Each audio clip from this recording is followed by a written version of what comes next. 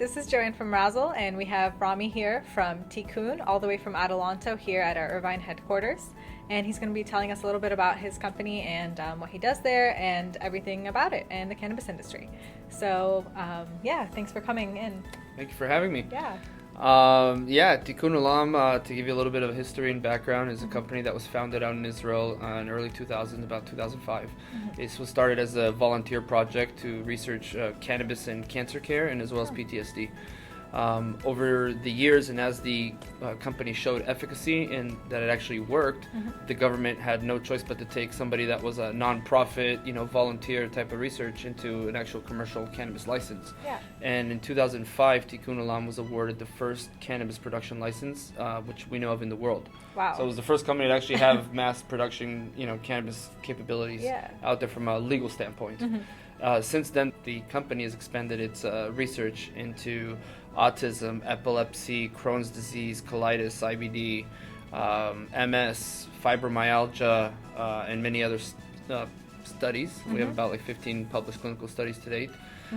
What's different about these studies too is that they actually tie into strain-specific products. Okay. And so we've actually taken a specific cannabis strain, bred it for its for its medical efficacies to improve its medical values, and actually did the studies on that. And so that's something that's a little bit different than what's out there today. What does Tikun Olam mean?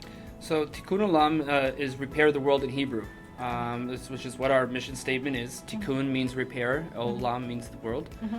So we are here to repair the world. That is our underlying mission statement. I used to dabble in cannabis a little bit here and there, with the homies, and kind of enjoy myself. And over some time, I actually had a friend of mine. I used to live in a very remote location, and he told me that my place was actually perfect for cultivating because it was up in a remote mountain location. That was a great environment. And so, yeah, sure, why not? This was 2005, and so anybody who wanted to make an extra buck, why not? And it was legal. I was able to get a Prop 215 caregiver license, and basically provide cannabis to a dispensary. And over time, I started to realize how much it's helping people, and then I realized family around me can actually use it as well. I mean, I've lost some family to cancer. I've lost family to Alzheimer's. I've lost. I'm sorry about that.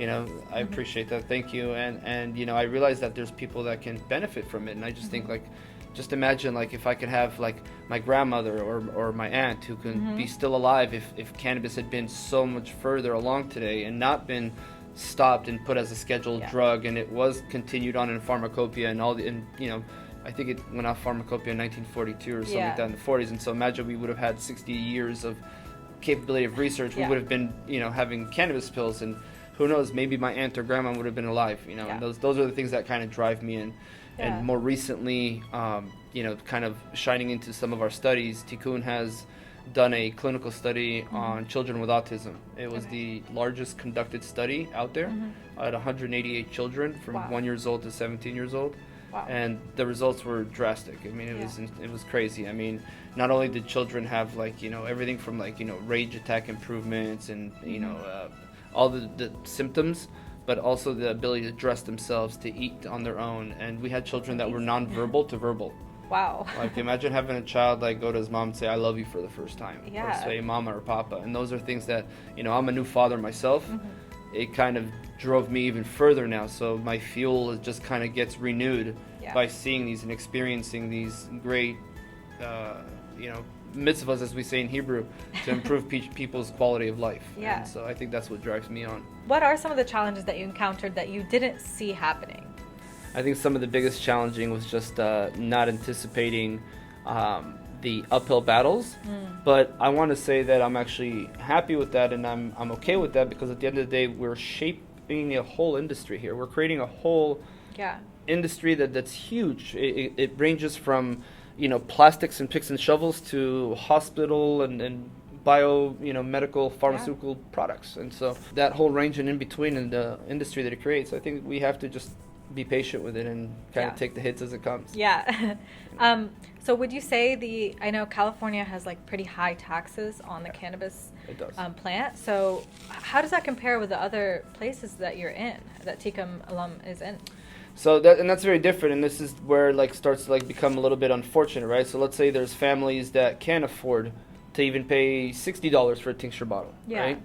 It's even if I'm selling it, let's say for $20, right? Which we need to maintain opening doors, right? Yeah. But the dispensaries then put the 24% tax, and then they want to multiply it by 100% and all that. Well, you already included your excise tax. Yeah. What more? Why do you need 100%, right? So we're really trying to like push on some dispensaries to at least create like medical programs to actually be able to give back to some patients and to kind of reduce the cost. But that's like some things that I kind of have a little bit of a problem with. Whereas like in Israel, and this is kind of the point, it's actually subsidized by the government there. So like it doesn't matter if the doctor recommended you 100 grams or 300 grams there. Okay. It's the same 300 shekels, which is equivalent to about $100, cost to you as a patient. And then your health insurance also kind of reimburses you for that too. Wow. And so it's very different there. But Yeah. then imagine that from the producer's side. That it doesn't matter if I gave you 100 grams or 300 grams. Yeah. I got the same amount of money. Where do you see the cannabis industry going in the next 5 years? I think that some of the biggest challenges that we have are the unknowns is, number one is like, who's going to govern us? Right? Because all these states have these private, state-run agencies that are kind of governing the cannabis. They're not really governing it, they're just giving us the applications, right? And once in a while you might have a site inspection, but to govern like an actual organization, it's not kind of happening. Yeah. Is it going to be the Department of Agriculture? Maybe. How's that going to be like? Is when the federal laws that everybody's talking about going to be lifted, they're saying all the states are going to be able to do their own thing. Yeah. Does that mean that one state might allow import and export? Does that mean that, and so what are these kind of challenges that are going to happen? Imagine that one day California decides that, you guys can export. And then Florida says, guys, you can import. Like, just imagine what all of a sudden can happen. So I think the fact that we don't know who's going to govern us, we don't know what restrictions are going to be set on us from a geographical perspective too. I think those are two big factors that we don't know. Yeah, a lot of unanswered questions. Those are my mind. I think are some of the biggest. Is who's going to govern us, and are we ever going to be allowed to move past our state/USA? Yeah. And those are the most important. Those are the most important. What, if any, what advice would you give to a growing cannabis company? Well, I think it'll also depend on what part they're in, So so if you're in cultivation, right, having those, boutique verticals, 20,000 square foot licenses. If you're in California, I'm sorry, you're not gonna upkeep with the massive greenhouses that are being, put up there.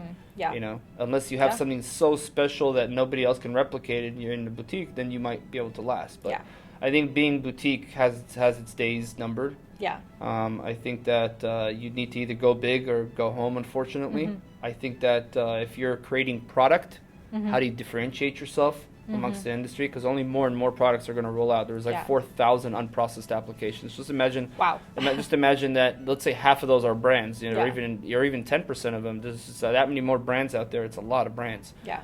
For such a state, even though we're the sixth largest economy or fifth or whatever the static, whatever the statistic is at the moment. Yeah. But I think that those are some of the big challenges that people will have. Is creating the differentiation between themselves. What makes you different, right? Why you?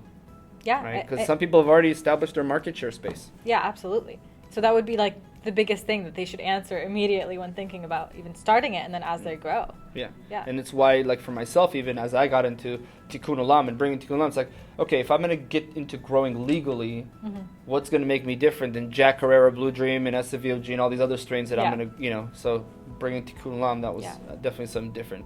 If you were to go and you want to do cultivation, I tell you to go around the world, find something that's different. We already know what all the cannabis strains out here, and everybody's got them in all the different varieties and forms. Okay. So whether you have a special process of of a delivery method, right? I've had this one guy show me how he's got bees eating the cannabinoids and basically going in with the honey. They basically mix the cannabinoids, so you have natural honey / cannabinoids from a bee. Okay, that's a unique type product, right? So I would tell you, okay, that's unique, right? Yeah. You can micro business that, you don't have to go mass scale. Yeah. So, but though, if you're gonna say, hey, I'm just gonna sell a jar of an eighth with a fancy label, I'm gonna tell you better have a very fancy label. Yeah. It better be a gold. Yeah, exactly, or something like that. Yeah. And thank you so much for coming in. I learned so much about so many different things. So I really, really appreciate it, Rami. Thank you so much. Yeah, it was a pleasure. Yeah, absolutely.